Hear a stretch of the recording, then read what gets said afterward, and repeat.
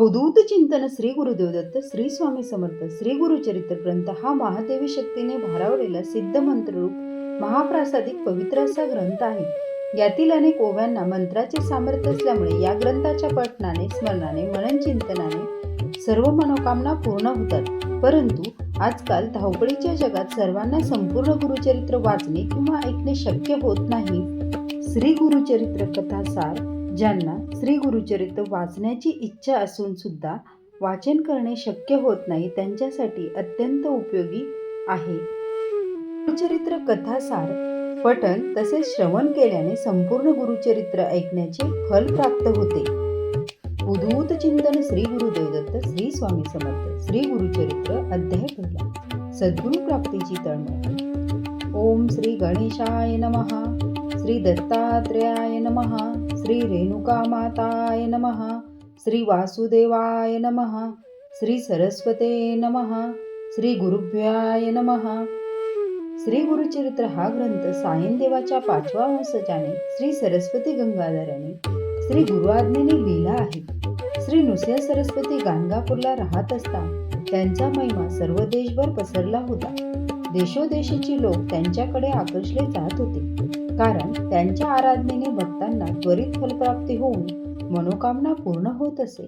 त्यांची कीर्ती ऐकून एक भक्त नामकर्णी त्यांच्या दर्शनासाठी तहानभूक हरून सतत श्री गुरूंचे चिंतन करीत प्रवास करीत होता.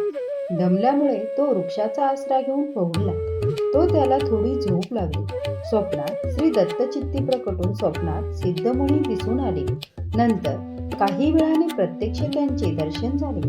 त्याने मुनींची पूजा केली. सिद्ध म्हणाले की माझे गुरु श्री नृसिंह सरस्वती असून त्यांचा निवास गाणगापूर येथे असून ते त्रयमूर्तीचे अवतार आहेत.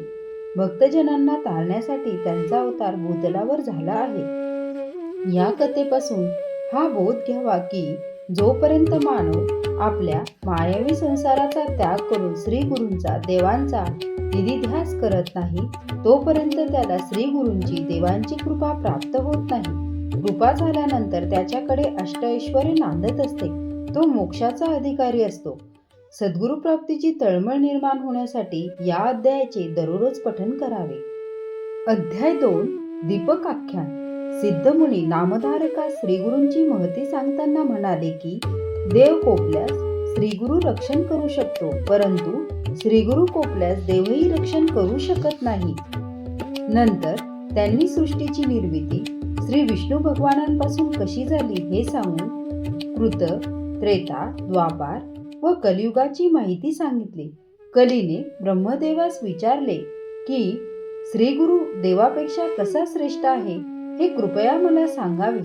ते म्हणाले की गोदावरी तीरावर अंगिरस ऋषींच्या आश्रमात वेदधर्म नामऋषी होते. त्यांच्या बऱ्याच शिष्यापैकी दीपक नावाचा शिष्य गुरुपारायण, शास्त्र, पुराण निपुण, गुरुसेवेत तत्पर होता. गुरुची पातके नष्ट होण्यासाठी ते काशी क्षेत्री कुष्टी होऊन राहिले असता दीपक शिष्याने त्यांची 21 वर्षे सेवा केली. तो गुरुसेवेत एवढा मग्न होता की काशी येथे राहून विश्वेश्वराच्या दर्शनासही गेला नव्हता. त्याची गुरुसेवा पाहून शंकर प्रसन्न झाले. वर माग म्हणाले, पण दीपक म्हणाला की श्रीगुरूंची इच्छा नसल्यामुळे मला आपला वर नको. शंकरास आश्चर्य वाटून त्यांनी विष्णुदेवास ही घटना सांगितली. श्री विष्णू स्वतः येऊन दीपकास वर माग म्हणाले.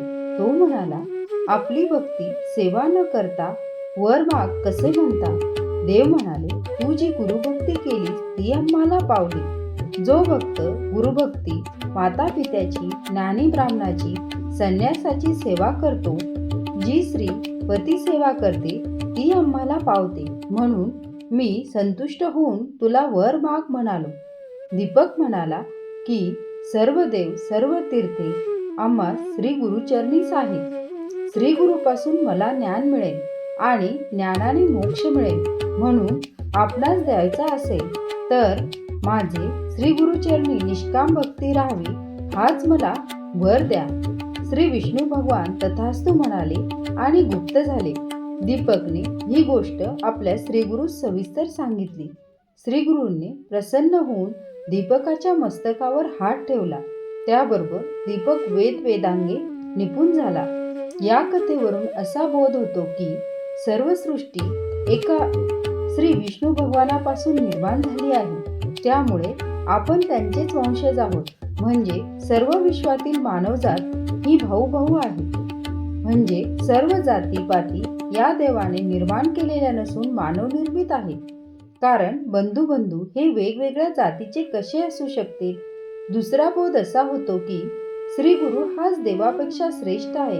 श्रीगुरु कृपा काय न करी याचा अनुभव प्रत्ययास येतो. श्रीगुरु कृपा झाल्यास सर्व सिद्धी प्राप्त होऊन तो मोक्षाचा अधिकारी बनतो. पारमार्थिक गुरुकृपेसाठी या अध्यायाचे पारायण करावे. अध्याय 3 राजा अंबरीश. दीपकाचे आख्यान ऐकल्यानंतर नामधारक सिद्धास म्हणाले की हा ईश्वर असून मनुष्यासारखा पृथ्वीवर का अवतार घेतो?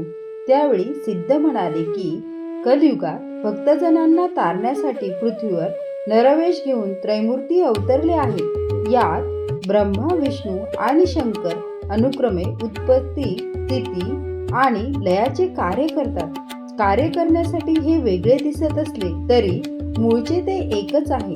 सिद्धाने नामधारकास याबद्दलची एक कथा सांगितली. ती अशी: पूर्वी अंबरीश राजा विष्णू भक्त असून द्वादशीचे व्रत करीत होता. एकदा दुर्वास ऋषी त्याच्याकडे व्रताचा भंग करण्यासाठी आले. राजाने त्यांना अभिवादन करून त्यांची पूजा केली. आज साधन द्वादशी असल्यामुळे त्वरित स्नान व अनुष्ठान करून येण्याची विनंती केली. ऋषीने मुद्दाम अनुष्ठान संपवण्यास उशीर केला.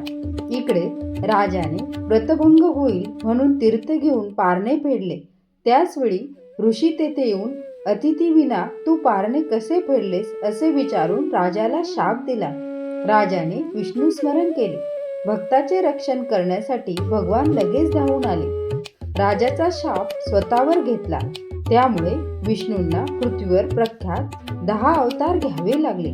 या कथेवरून असा बोध होतो की भक्ताची दृढ भक्ती, श्रद्धा व निष्काम सेवा असेल तर त्याने दिलेला हाकेस देव धावून येतो.